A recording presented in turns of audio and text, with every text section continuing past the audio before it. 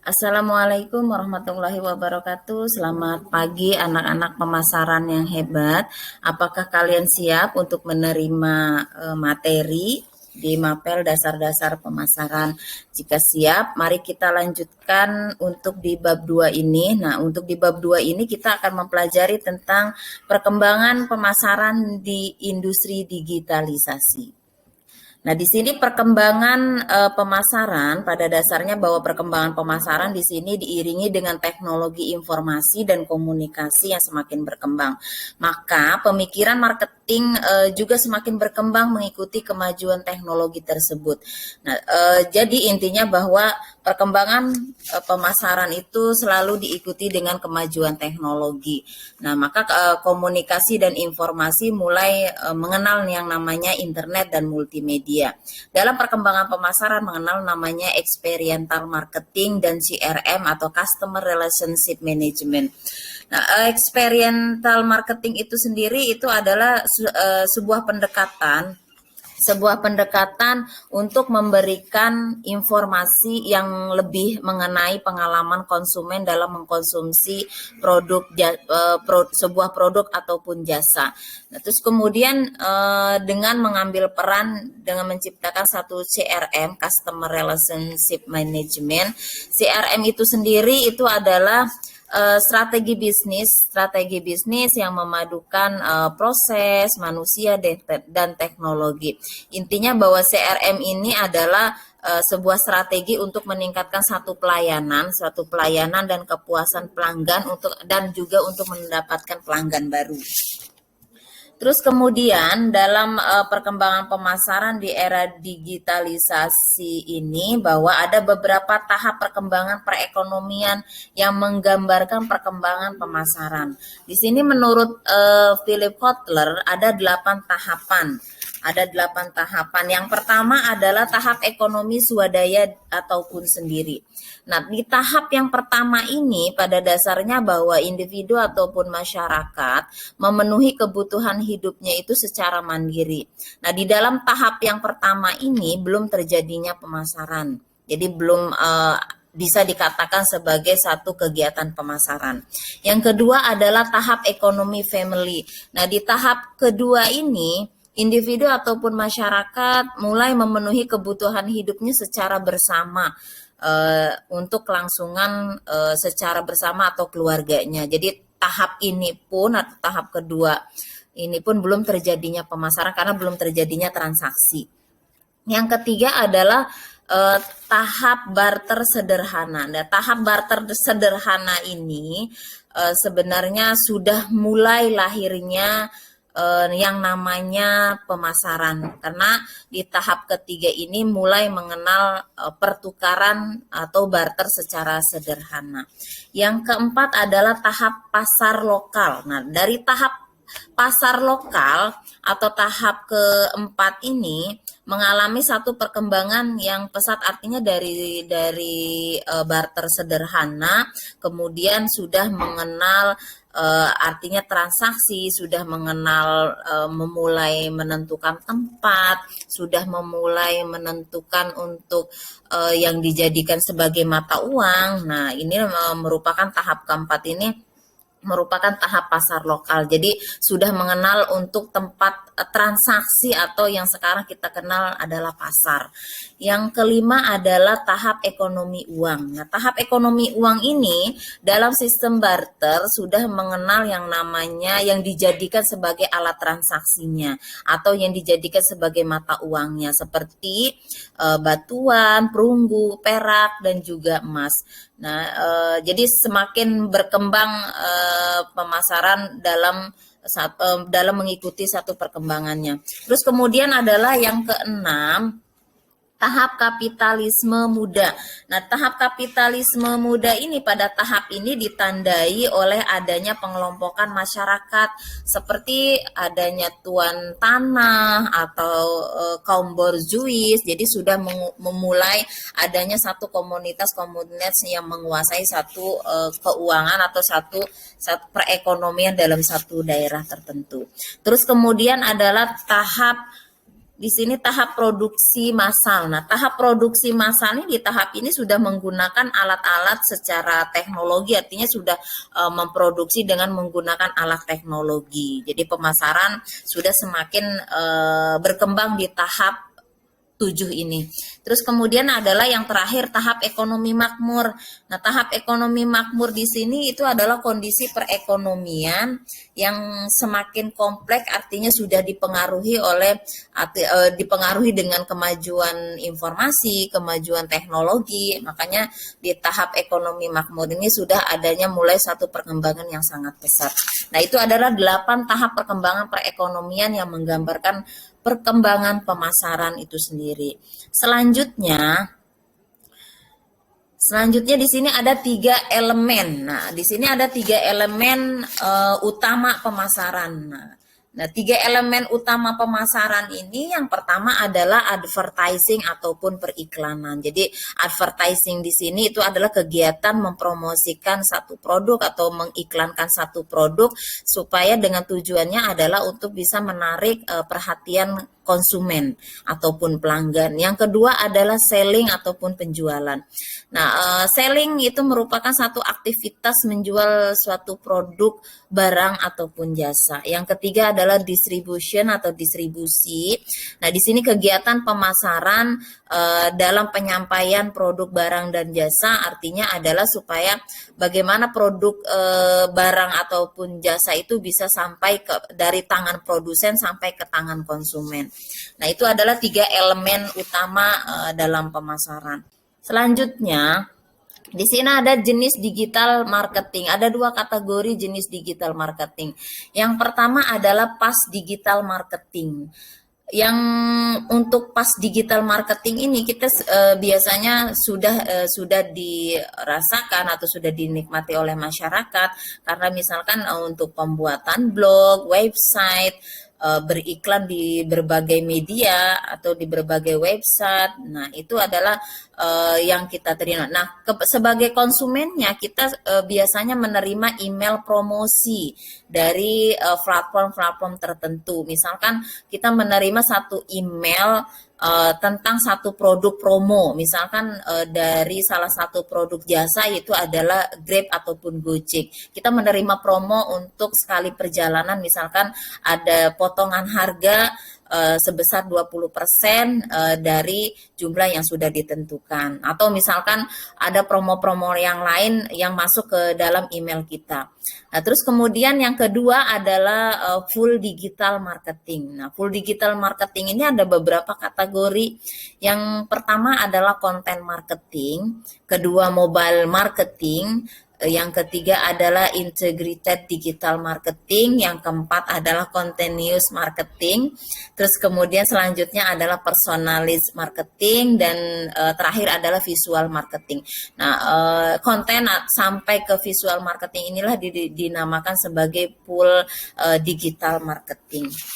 Selanjutnya, dalam satu perkembangan pemasaran, di sini ada jenis model dalam dunia digital. Yang pertama adalah di sini ada brokered ataupun dinamakan dengan marketplace. Broker atau marketplace di sini itu adalah jenis model yang menghubungkan penjual dan pembeli dalam satu tempat. Ya, dalam satu tempatnya biasanya secara modern atau bisa dinikmati secara online, karena ini sifatnya marketplace yang biasa kita nikmati, yang biasa kita lakukan seperti Shopee, Tokopedia, Lazada, dan lain sebagainya. Itu adalah beberapa yang termasuk brokerage ataupun marketplace.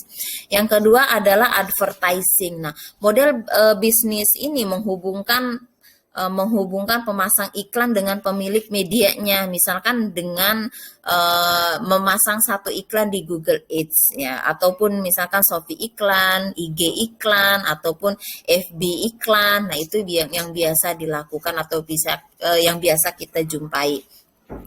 Yang ketiga adalah intermediary.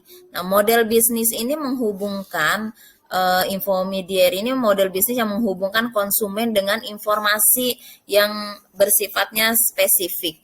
bersifatnya spesifik. Misalnya salah satunya adalah perusahaan Kompas dengan mengeluarkan satu web atau informasi tentang perusahaannya, tentang berita-berita yang akan dilaunchingnya itu adalah dengan situsnya Kompas ID. Terus yang keempat adalah merchant. Nah, merchant di sini model bisnis yang sudah ada sebelum era digital.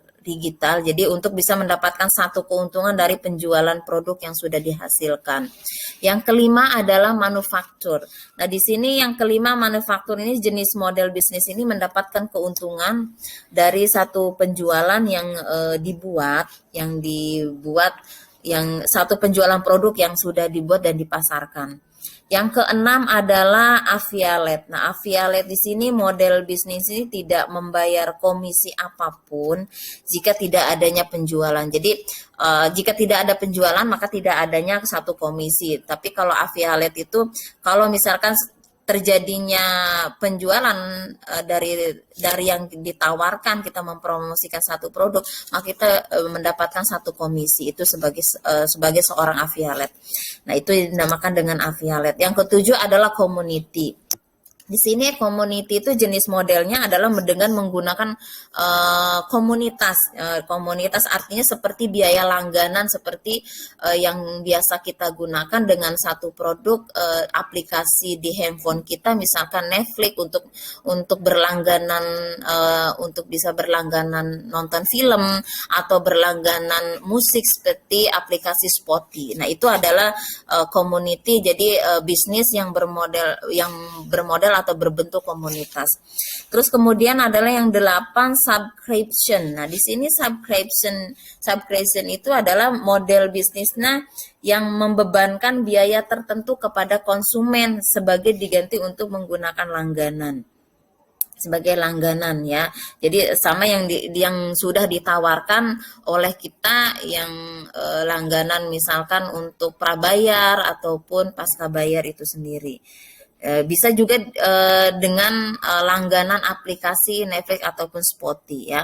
Nah, itu adalah yang subscription. Terus kemudian yang terakhir adalah utilitas atau on demand. Nah, jadi model untuk utilitas atau on demand ini yang sudah biasa kita gunakan sebagai, biasanya ini bersifatnya jasa karena bisnis yang membebankan itu biayanya sesuai dengan layanan yang digunakan. Misalkan setiap pergi kita menggunakan satu layanan jasa Gojek ataupun Grab. Nah, kita membayarnya sesuai dengan jarak atau layanan yang kita gunakan. Nah, itu adalah 9 jenis model dalam dunia digitalisasi. Selanjutnya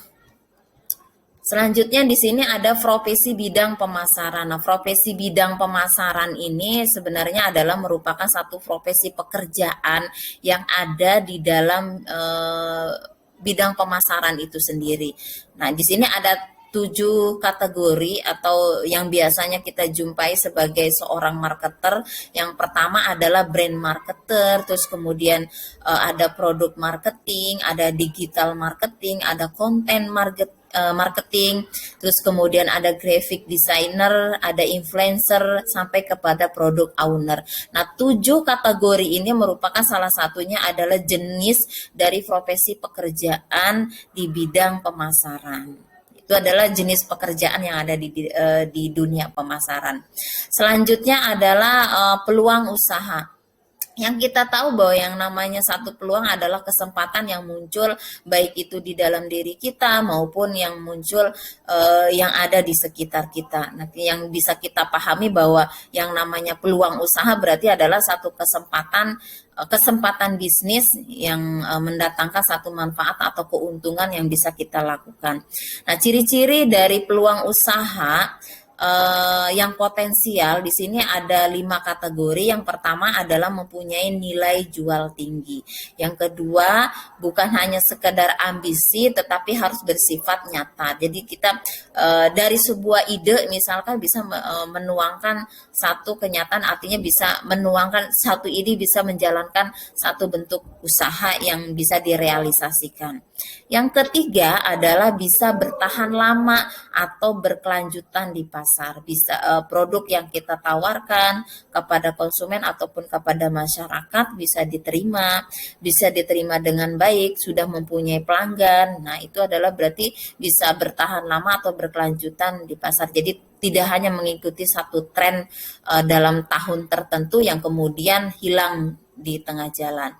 Nah, itu adalah satu peluang yang bisa kita kategorisasikan. Yang keempat adalah skala usaha dapat diperbesar atau ditingkatkan. Dari yang satu usaha kecil kemudian berkembang menjadi lebih besar. Artinya dari skala usaha yang kecil bagaimana caranya kita berusaha untuk bisa meningkatkan satu usaha itu untuk bisa diperbesar atau ditingkatkan lebih baik, baik itu mungkin dari skala pelayanannya maupun dari skala pangsa pasarnya. Yang kelima adalah tidak terlalu banyak model yang digunakan. Sebenarnya untuk model yang digunakan ini tergantung dari selera masyarakat ataupun konsumen yang kita tawarkan. Nah, itu adalah beberapa ciri peluang usaha yang dikategorikan sebagai ciri peluang usaha yang potensial. Yang selanjutnya, di sini ada faktor yang mempengaruhi munculnya inspirasi peluang usaha. Sebenarnya yang faktor yang mempengaruhi munculnya inspirasi peluang usaha ya ada dua kategori, ada faktor internal dan eksternal. Otomatis adalah faktor internal yang ada di dalam diri kita, yang eksternal berarti adalah dari luar diri kita, yang misalkan adalah dari lingkungan. Nah, faktor internal sendiri itu adalah misalkan wawasan ataupun pengetahuan yang kita punya, ya pengetahuan yang kita kuasai. Yang kedua adalah pengalaman. Nah, pengalaman pada dunia bisnis ataupun usaha. Misalkan pengalaman kita ketika menjalankan satu usaha keluarga. Nah, itu juga bisa dikategorikan sebagai satu faktor internal dari munculnya inspirasi peluang usaha. Terus kemudian adalah faktor eksternal. Nah, faktor eksternal ini adalah faktor luar. Misalkan adalah masalah yang dihadapi. Dari satu permasalahan yang kita hadapi bisa juga menuangkan satu peluang atau ide usaha. Yang kedua adalah permintaan pasar.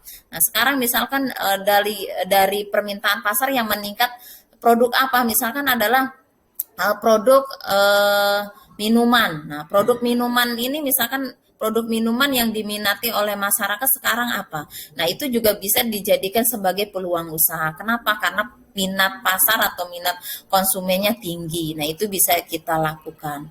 Selanjutnya, di sini ada metode analisis peluang usaha. Metode analisis peluang usaha itu sendiri itu ada beberapa kategori.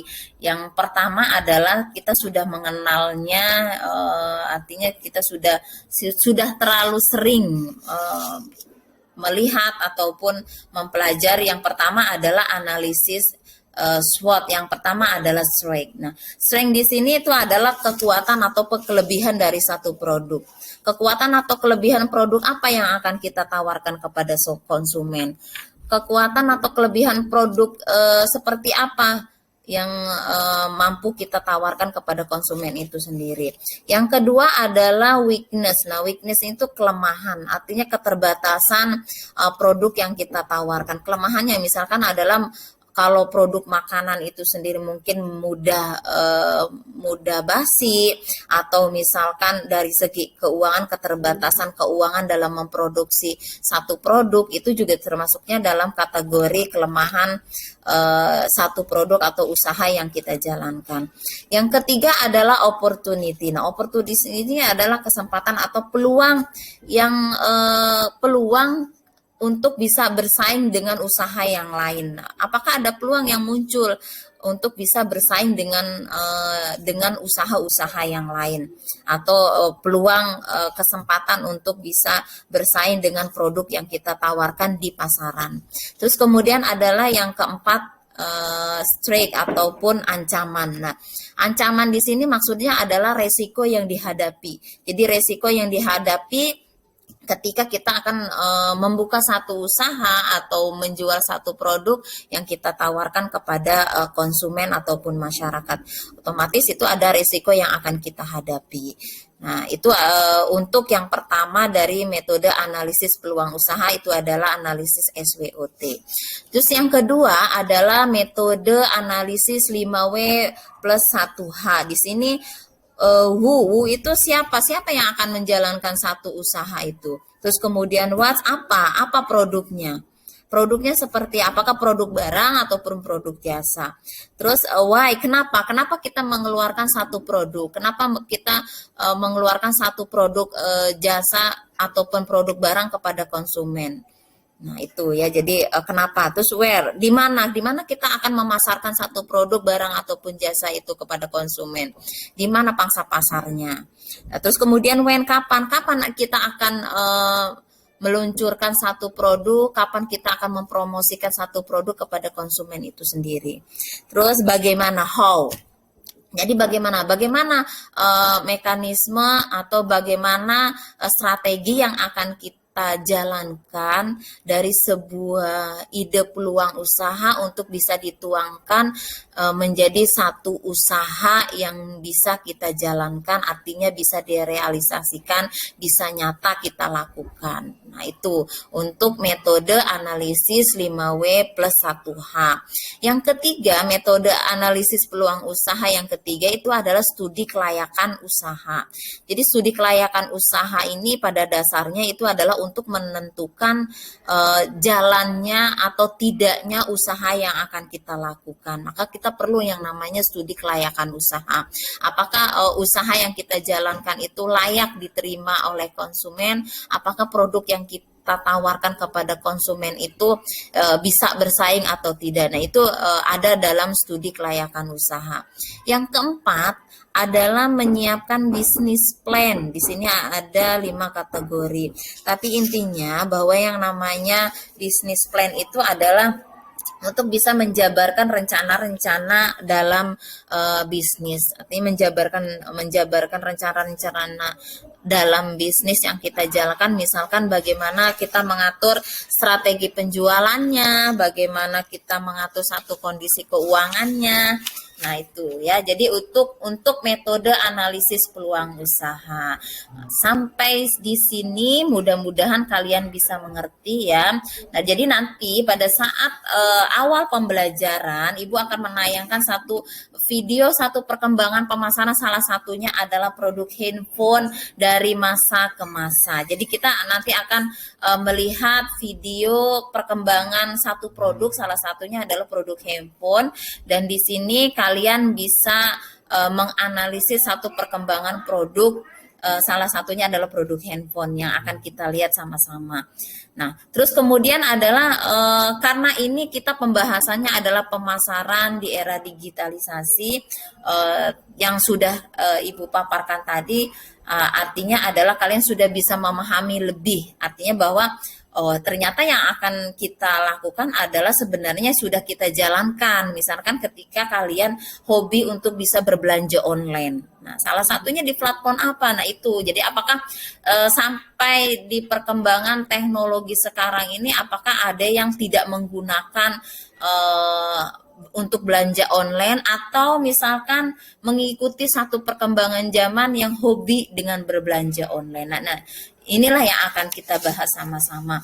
Sampai di sini kurang dan lebihnya mohon maaf, semoga bisa dipahami oleh kalian semua. Terima kasih untuk waktunya. Assalamualaikum warahmatullahi wabarakatuh.